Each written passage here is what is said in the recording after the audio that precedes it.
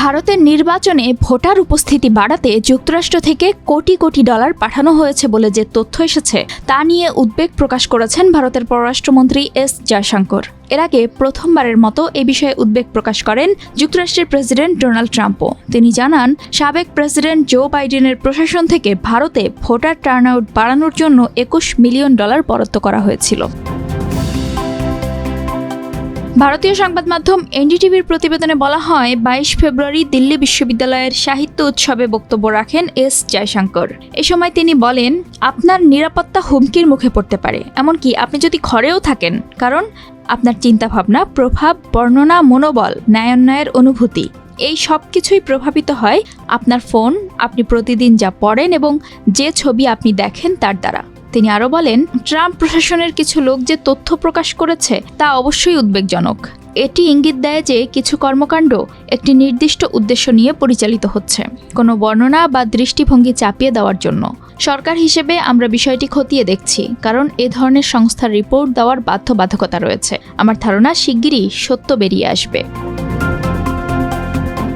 ভারতের পররাষ্ট্রমন্ত্রী পরোক্ষভাবে মার্কিন প্রেসিডেন্ট ট্রাম্পের সেই ঘোষণার প্রসঙ্গ টেনে বলেন, ট্রাম্প প্রশাসনের অধীন মার্কিন সরকারি সংস্থা department of government efficiency DOGE একটি রিপোর্ট প্রকাশ করে, যেখানে বাতিল করা প্রকল্পগুলোর তালিকায় ভারতের ভোটার টার্নআউট বাড়ানোর জন্য $21 মিলিয়ন বরাদ্দের কথা উল্লেখ ছিল।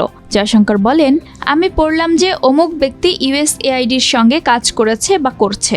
দেখুন, এটি USAIDর সঙ্গে কাজ করার প্রশ্ন নয়।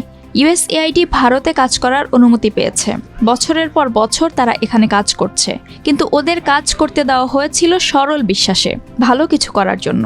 এখন যুক্তরাষ্ট্র থেকেই এমন ইঙ্গিত দেওয়া হচ্ছে যে তাদের কিছু কর্মকাণ্ডের উদ্দেশ্য খারাপ ছিল, তাই এটি অবশ্যই তদন্তের দাবি রাখে। যদি এসব সত্যি হয়, তাহলে দেশের মানুষের জানা উচিত যে কারা এই বিশ্বাসঘাতকতাপূর্ণ কর্মকাণ্ডের সঙ্গে জড়িত।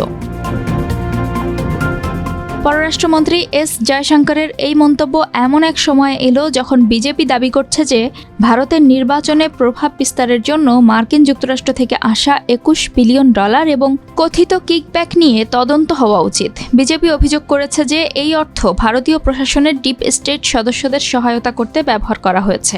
গত 20 ফেব্রুয়ারি মার্কিন প্রেসিডেন্ট ট্রাম্প আবারও এই $21 মিলিয়ন বরাদ্দ নিয়ে প্রশ্ন তুলেছেন এবং এটিকে কিকব্যাক স্কিম বলে অভিহিত করেছেন। সংবাদ সংস্থা IANS এর প্রতিবেদন অনুযায়ী ভারতের এনফোর্সমেন্ট ডিরেক্টরেট ED এবং অন্যান্য নিরাপত্তা ও আর্থিক সংস্থাগুলো ইতোমধ্যেই প্রাথমিক তদন্ত শুরু করেছে, যাতে চিহ্নিত করা যায় কোন ভারতীয় সংস্থা বা ব্যক্তি এই বাতিল হয়ে যাওয়া USAID থেকে $21 মিলিয়ন গ্রহণ করেছে এবং তা কিভাবে নির্বাচনে প্রভাব ফেলতে ব্যবহার করা হয়েছে। অর্থ পাচার বিরোধী আইন লঙ্ঘনের অভিযোগে কয়েকটি অলাভজনক সংস্থা, সমাজকর্মী, গণমাধ্যম সংস্থা এবং ব্যবসায়িক প্রতিষ্ঠান ED এর তদন্তের আওতায় রয়েছে বলে সূত্র জানিয়েছে।